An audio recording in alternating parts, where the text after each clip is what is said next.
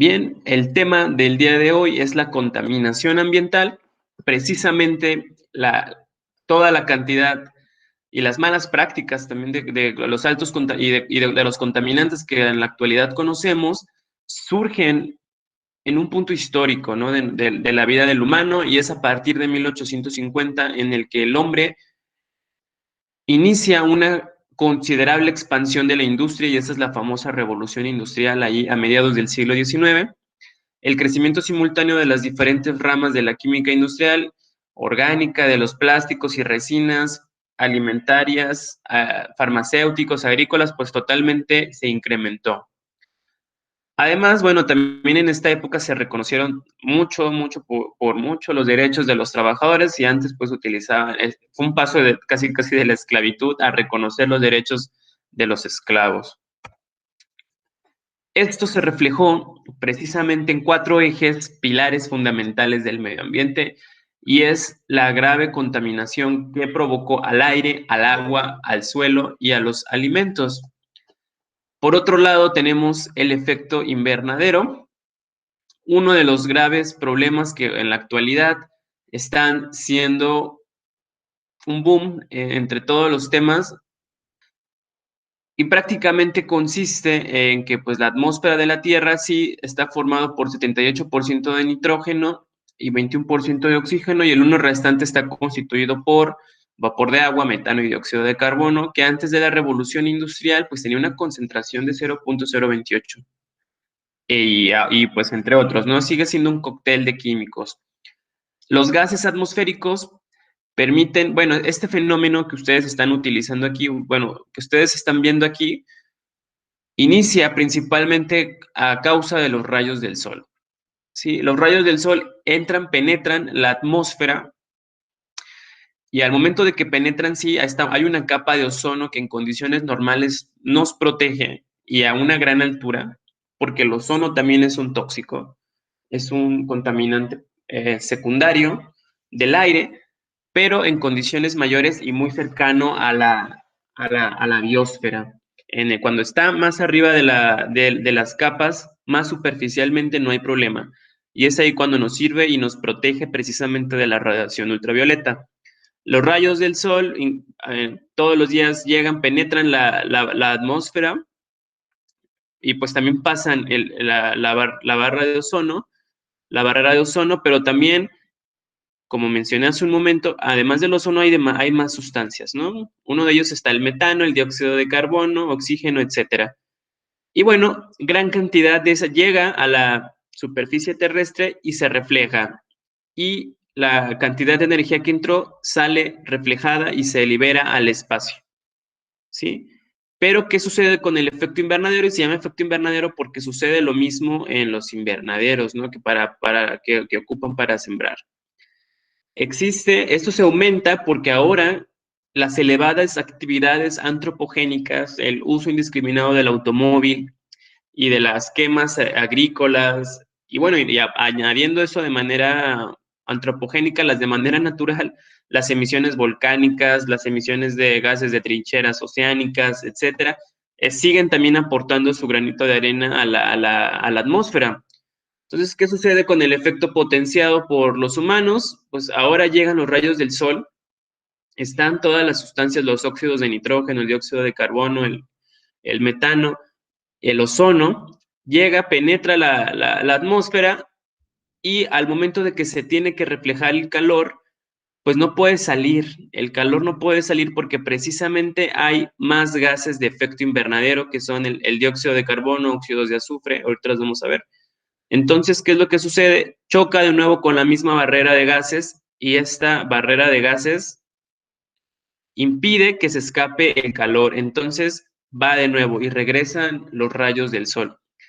Eso se conoce como calentamiento global, y precisamente porque en la historia de la Tierra nunca se había presentado un efecto de este tipo, y sí, todas las pruebas, las evidencias inician desde este evento, ¿ok? Marcan que desde 1850, ustedes pueden ver muchos mapas, hay un incremento acelerado de la temperatura y de ciertas sustancias en la atmósfera que nunca antes en la Tierra habían estado en grandes concentraciones. Entonces, por eso se le atribuye gran cantidad de ellos al origen antropogénico, es decir, al origen de las actividades humanas.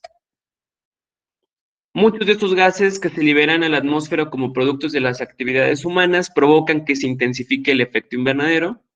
Entonces, a estos gases se les conocen como gases de efecto invernadero, y entre ellos están el dióxido de carbono, el metano, el óxido nitroso, el ozono, y el ozono es un compuesto secundario, y ahorita vamos a ver por qué es un compuesto secundario, y los famosísimos compuestos clorofluorocarbonados, que le dieron el Nobel al doctor Mario Molina, que es mexicano, que ya falleció en el 2020. Y bueno, él fue precursor en los estudios de que de estos compuestos estaban dañando la capa de ozono. Y bueno, el aumento en la concentración de estos gases en la atmósfera hace que se retengan cantidades cada vez mayores de calor en forma de radiación infrarroja. Y bueno, uno de los principales gases que nos que ha tenido mucho problema pues es el dióxido de carbono, y que ha aumentado su concentración notablemente. Es decir, de 280 partículas o partes por millón a más de 380, o sea, casi 100 veces.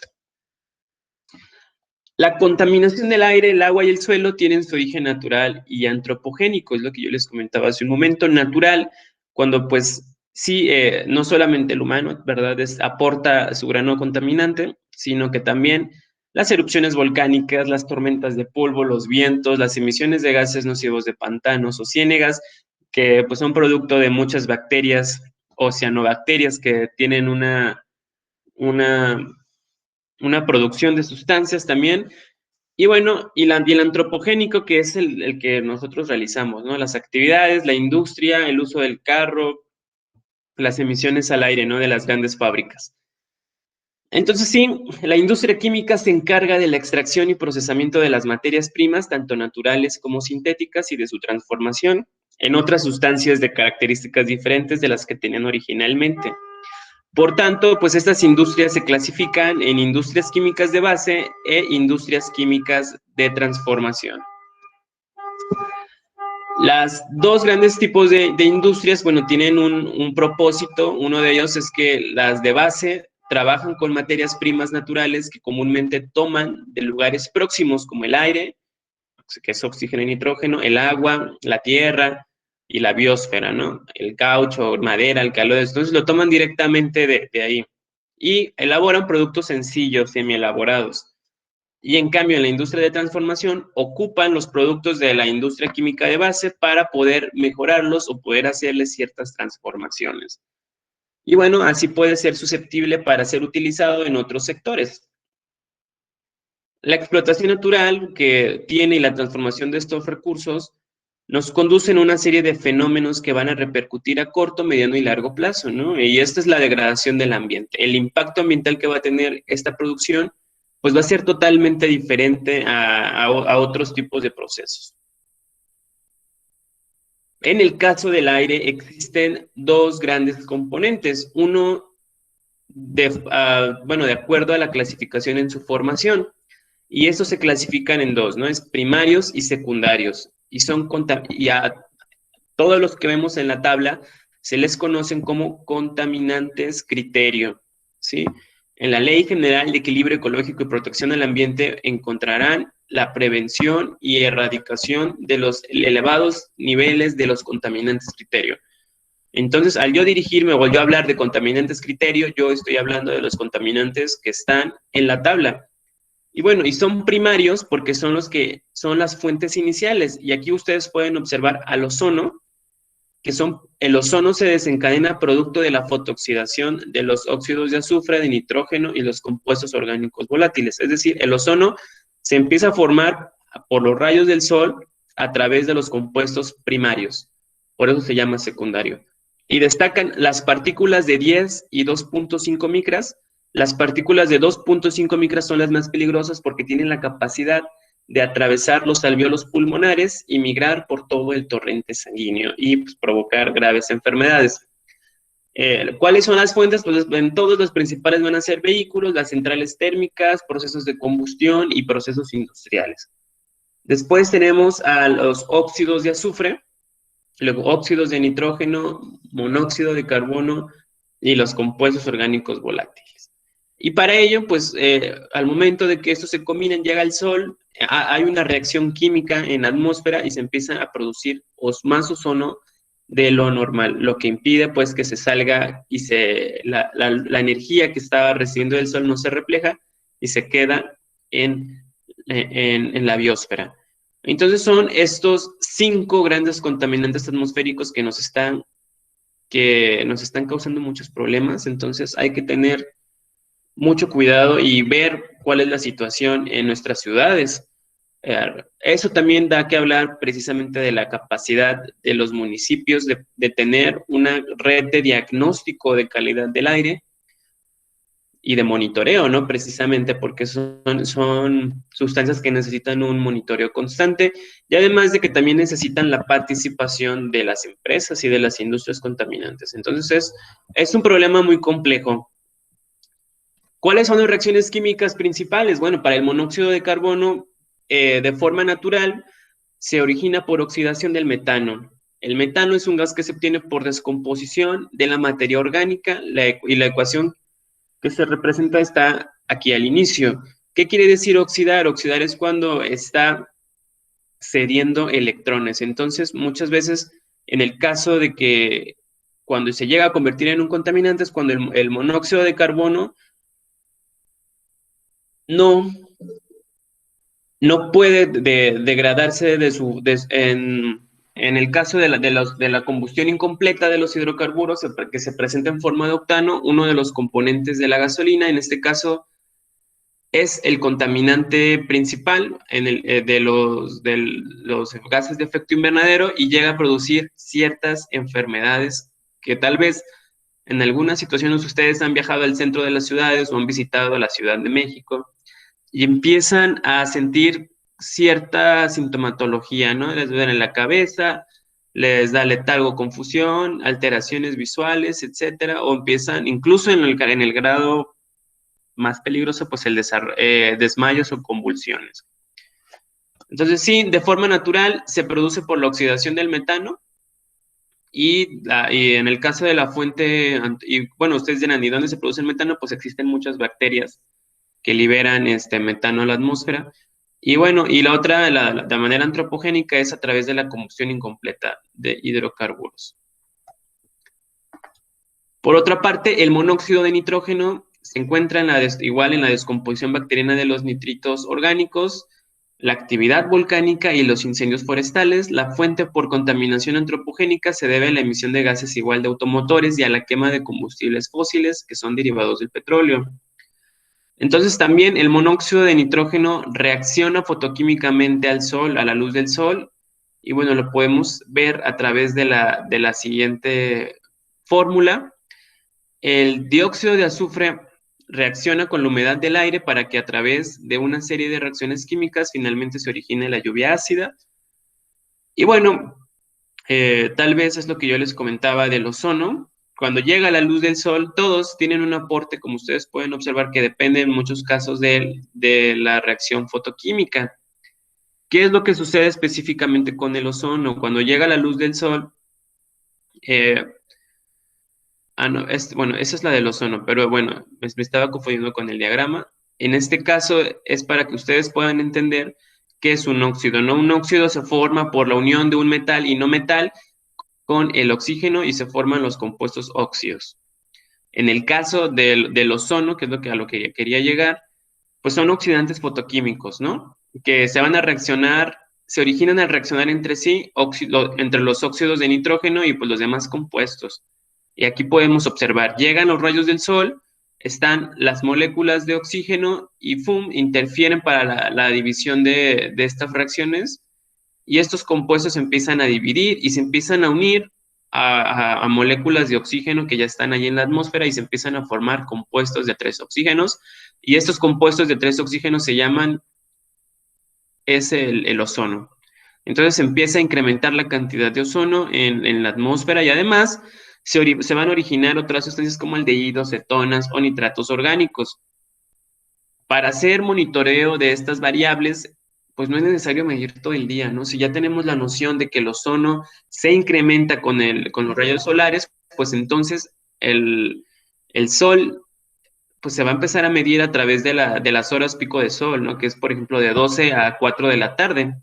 Si ustedes hacen una medición o un monitoreo de ozono, la mayoría de los sensores químicos ya contienen estas mediciones, pues en las noches no va a haber nada, ¿no? Pero empiezan a las 9, 10, 11, 12 y ahí, a las 2 de la tarde alcanza el pico máximo de esta sustancia y después a las 4, 5, 6 empieza a disminuir. ¿Cuáles son los efectos de los contaminantes en la salud? Pues sí, son variados. En el caso de las PM2.5, pues agravan el asma. Todas, yo creo que todas agravan el asma porque nosotros lo respiramos, va a pulmones y definitivamente dañan y pueden producir asma, tos. Todas las enfermedades broncopulmonares están ahí, ¿no? En los pulmones. En el caso del ozono, irrita el sistema respiratorio, reduce la función pulmonar, agrava el asma, inflama y daña las células que recubren los pulmones. Entonces, todos tienen un grave problema en nuestro cuerpo.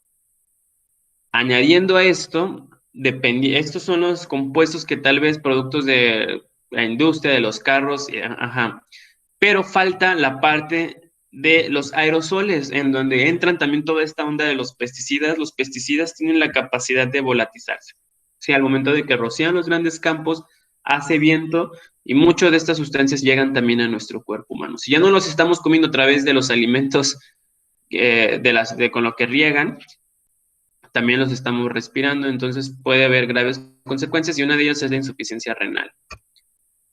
Los contaminantes del agua de uso industrial y urbano, pues principalmente existen tres tipos de contaminantes de agua, pues están los agentes físicos, que son partículas insolubles que enturbian el agua y dificultan la vida de algunos organismos como tierra, lodo, arena o basura que no se descomponen.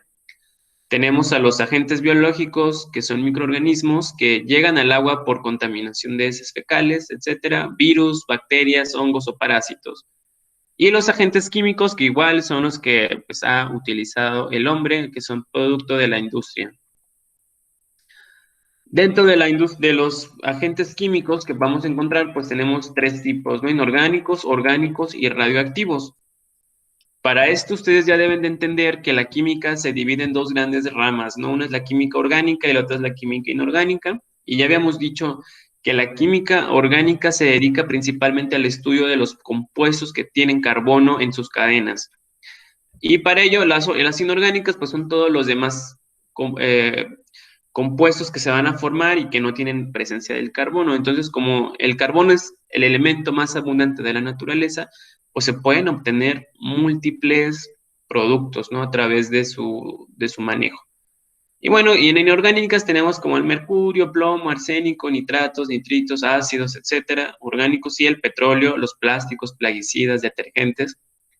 Y en el caso también de las radioactivas, que es uno extra porque precisamente la capacidad de daño de estas sustancias es increíble. Ustedes lo vieron reflejado con las grandes explosiones de Hiroshima y Nagasaki. La Tierra hasta la actualidad sigue estando infértil y igual sucedió con Chernobyl, ya ni siquiera vive gente ahí. Bueno, además existen fuentes puntuales y no puntuales. Las fuentes puntuales son cuando la empresa o la industria lo descarga específicamente a través de tuberías y alcantarillas. Y en el caso de las no puntuales, pues es cuando ya de plano van a dar al mar directamente, no importa, entonces sin problema los desechan al océano. Es decir, no existe un camino que pueda seguir ese desecho, ¿no? Y además no tiene un tratamiento.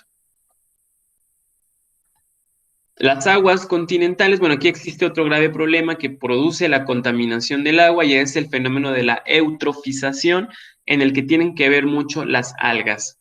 Al momento de que se hacen las grandes descargas a los océanos, a los mares o a los lagos, este fenómeno se da principalmente en los lagos, está cayendo, están cayendo demasiados nutrientes que tal vez no estaban ahí, sobrepasan los límites que ya tenía ese lago o ese cuerpo de agua.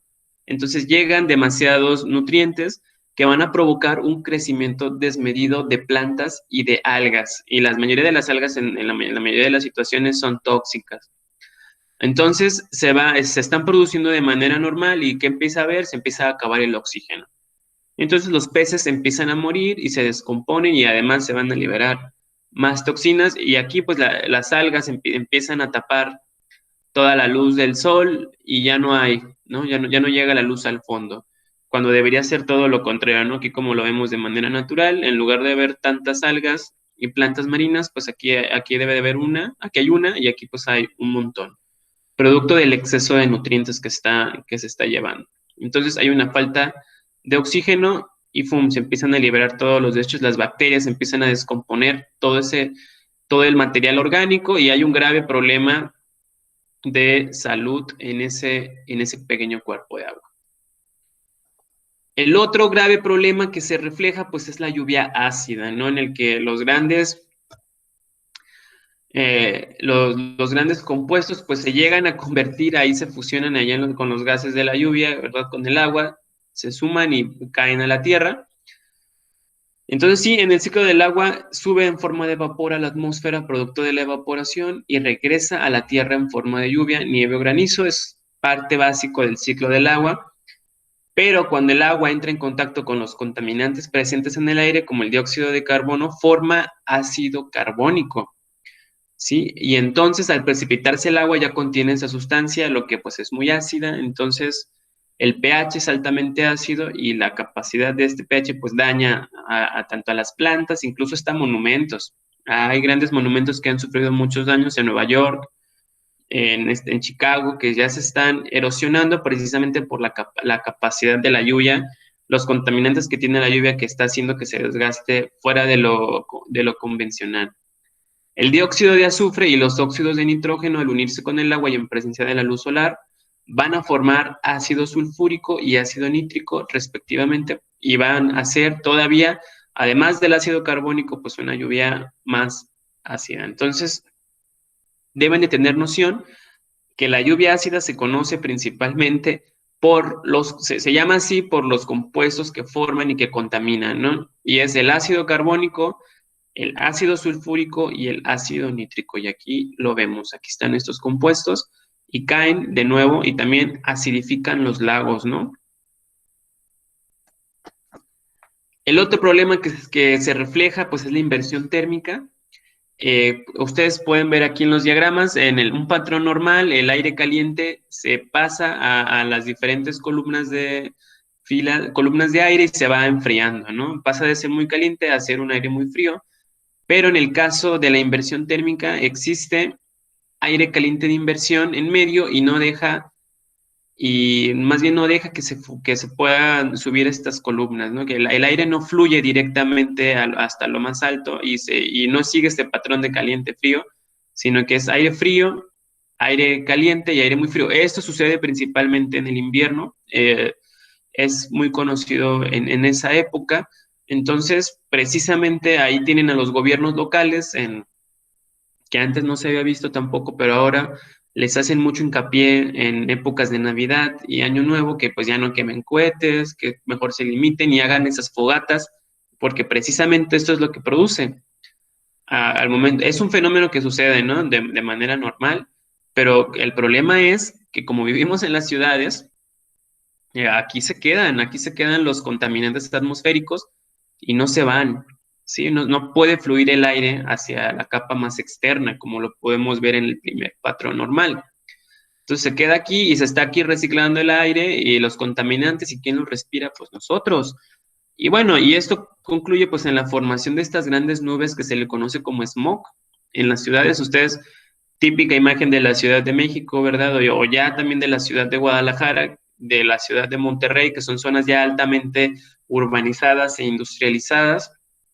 No sé si ahí ustedes les ha tocado ver en Tijuana alguna vez esta panorámica cuando ustedes tal vez van entrando a la ciudad a cierta hora o en la mañana principalmente ven estas densas nieblas, pues principalmente eso es el smog.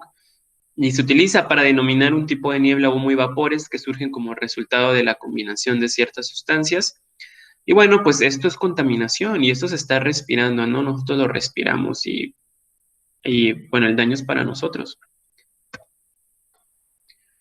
Para ello, yo quiero que ustedes se queden con la reflexión de que el medio ambiente pues está directamente relacionado a nuestra salud. Estamos expuestos totalmente a factores de riesgo que tal vez antes no eran vistos y que ahora las nuevas modalidades de vida han traído consigo, ¿no?, una transformación eminente. La contaminación del agua, el del aire, los agentes químicos, la radiación e incluso el ruido, los riesgos laborales, las prácticas agrícolas, los entornos urbanizados, el cambio climático deben ser tomados en cuenta principalmente porque influyen directamente en nuestro bienestar. Y bueno, son las recomendaciones que también dicta la OMS, la Organización Mundial de la Salud, y que no es un problema de México, este es un problema mundial. Bueno, muchas gracias por su atención.